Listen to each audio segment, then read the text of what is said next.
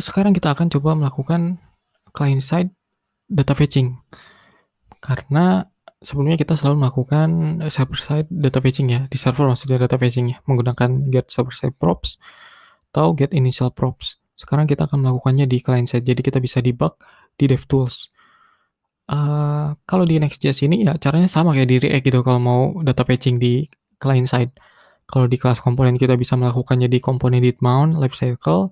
Kalau di React hooks atau di function kita pakai hook use effect. Jadi itu equivalent-nya atau setara atau alternatifnya ketika kita mau menggunakan komponen did mount di function komponen gitu. Kalau kita mau pakai state-nya kita bisa pakai use state hooks. Jadi lebih simple codingnya ketimbang kita menggunakan class komponen yang seringkali panjang codingnya gitu kan. Oke, sekarang kita akan melakukannya. Nah, kita juga nanti coba akan lihat, hasilnya kayak gimana. Nah, di sini kita akan menggunakan Fetch API. Jadi, Fetch API ini dia API dari browser, jadi kita nggak perlu install library apapun untuk menggunakannya. Di sini juga saya udah init satu project namanya client side. Di sini pakai create next app, client side, kemudian ini isinya kayak gini, ini udah berhasil semua. Sekarang saatnya ngoding. Nah, sebelum itu di sini ada API-nya. API-nya dari Type Code. Ini nanti kita pakai isinya kayak gini, nanti kita coba tampilin ke JSX kita. Nah, kita balik lagi. Saya akan buka Tmax dulu, kemudian kita akan coba buka editornya. Saya pakai Vim. Oops, namanya tadi client side ya, client side. Masuk dulu deh, lebih enak initnya gini. Isinya sama kayak biasa kan, ada public, ada pages, ini fresh installation. Di sini saya mau buka terminalnya di samping. Kita akan serve Next.js-nya di sini. Nah, jadi ada di sebelah tuh. Sini kita buka index.js. Kita akan coba reload halaman ini. Kalau dia udah di compile atau di serve, dia akan jalan di sini.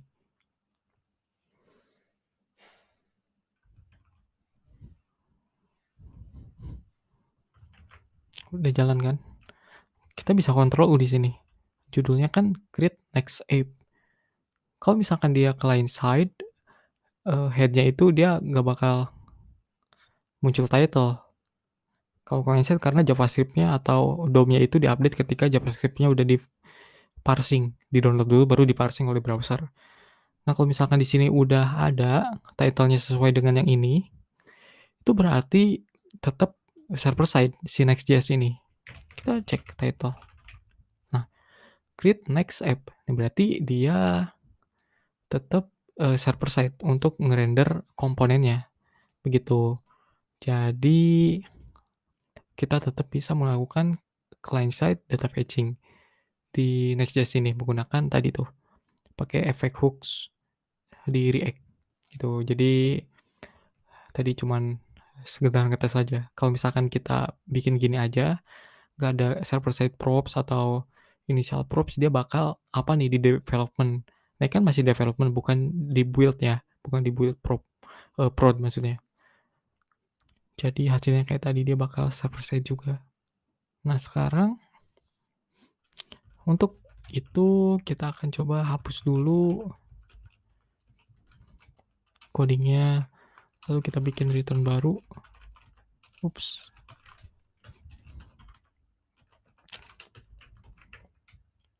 Pakai div. Kemudian bikin H1 client side data fetching.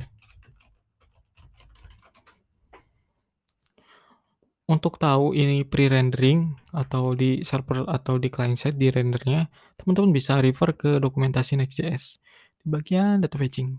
Di sini jelasin. Nah, static generation. Kalau di dev itu seringkali nggak begitu ini kelihatan gitu. Karena dia ketika di-build ke production itu bakal melakukan optimisasi atau optimasi lah. Jadi kalau ada get server side props, dia bakal jadi server side rendering, kalau nggak ada dia bakal jadi static site. Ini mau ada nih. Hmm,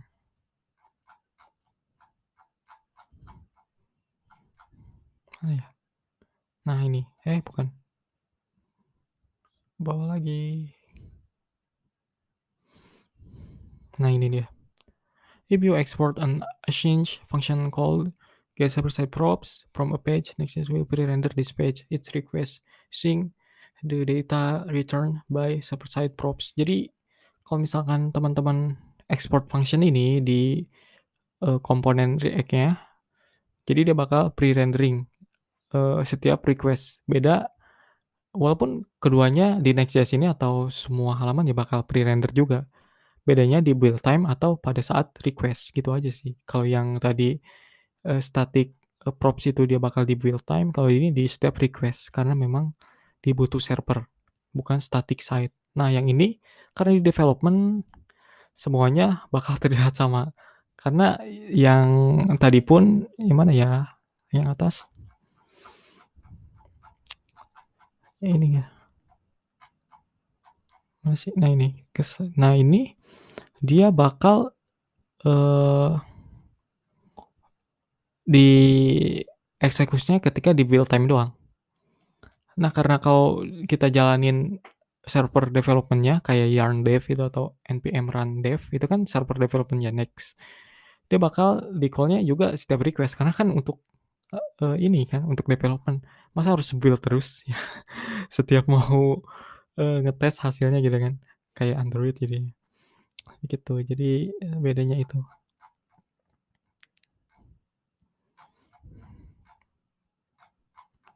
Teman-teman bisa baca-baca di sini lagi.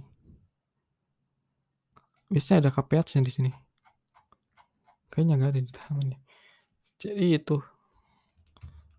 teman-teman bedanya. Nah sekarang kita akan, coba, bikin API call di sini. Sebelum itu kita import dulu React, use effect sama use state. Di sini dari React.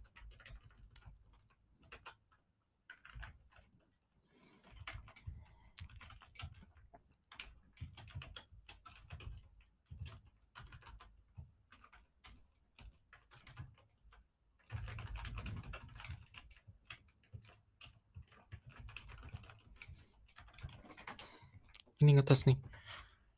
Dia bakal run itu pas mount. Nah itu muncul tuh. Kalau kita reload, bakal mount. Karena dia bakal dieksekusi ketika komponen did mount, ketika si komponennya itu update state, atau ketika komponen itu mau leap. Jadi gabungan dari ketiga React Lifecycle ini. Nah kalau misalkan teman-teman mau ini update atau dieksekusi hanya pada saat komponen did mount, itu kita bisa passing empty array di second parameternya. Karena kalau misalkan kita eksekusi data fetching di sini, kalau ininya nggak ada, dia bakal eksekusi terus ketika ada state yang diubah. Misalkan kita punya state, kita ubah mutasi gitu kan, state itu diubah nilainya. Nah ini bakal ke eksekusi lagi. Kalau misalkan ada data fetching di sini ya dia bakal dieksekusi lagi data fetching-nya ketika ada state yang berubah gitu. Nggak bagus kan. Kalau begini dia bakal eksekusi ketika si komponennya mount aja. Sini kita bisa copy, lalu kita bikin satu function.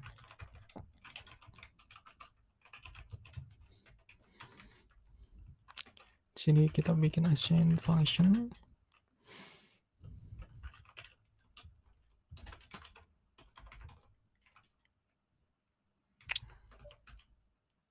Apa nih muncul? Wait, jangan dulu wait. Const dulu request.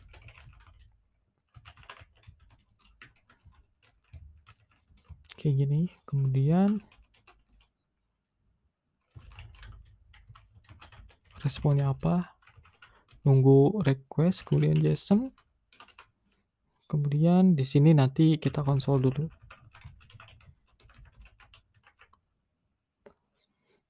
Muncul hasilnya.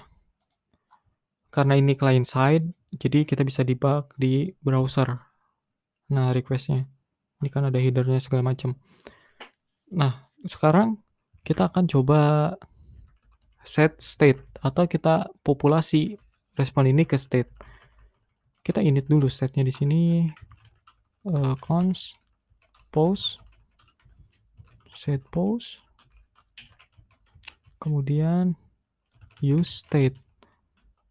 Di sini empty array, jangan objek dong, empty array.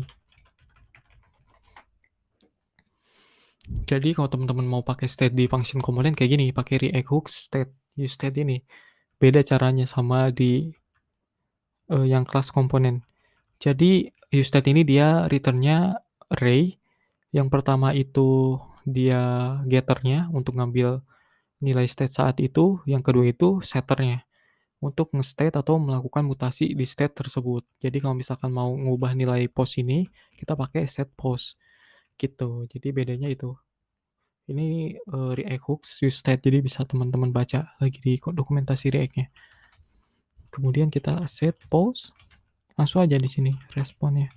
Nah, kemudian di sini kita bisa passing atau kita bisa map.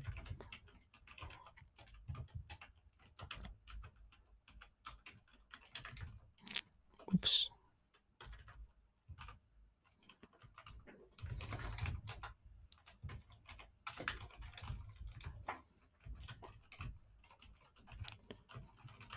Kita tampilin title-nya. Jangan lupa kita kasih key di sini.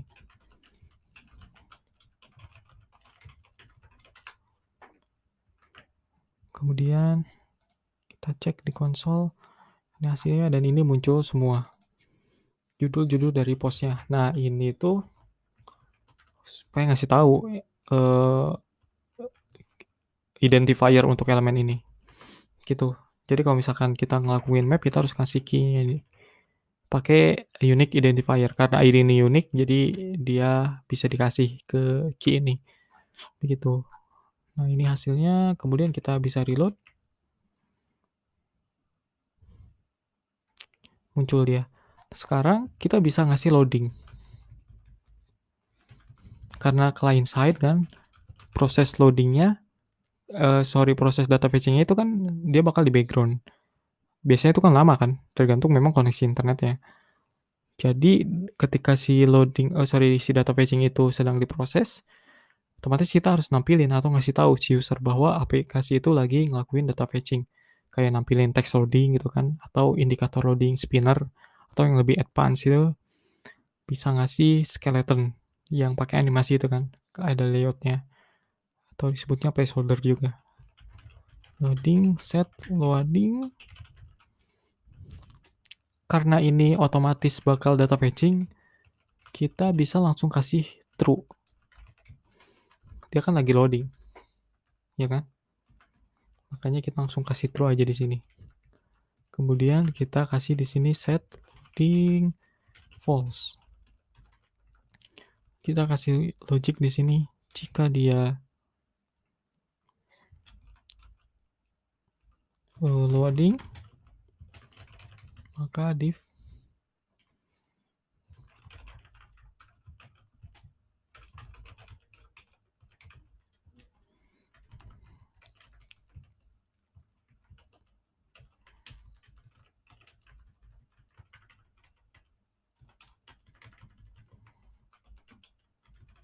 kayak gini. Mungkin kodenya kurang bagus ya. Jadi kita bikin gini aja. Kemudian kita enter ke bawah. Sorry. Kayak gini ya berarti. Oke, kita ups. Nah, kayak gini. Kemudian kita bisa save. Sekarang coba kita loading, reload. Nah, muncul tuh sebentar.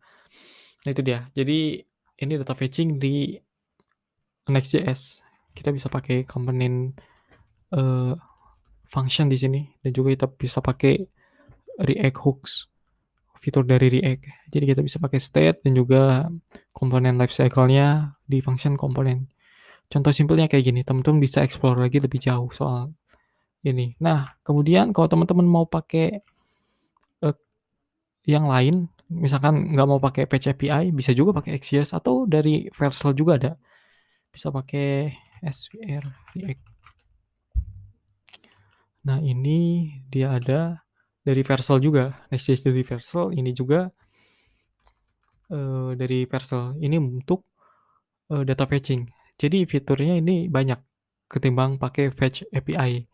Walaupun ini behind the scene-nya kita bisa pakai Fetch API juga, cuman ini semacam kayak wrapper lah gitu, yang punya fitur yang lebih gitu. Ini kepanjangannya dari style while revalidate atau SWR.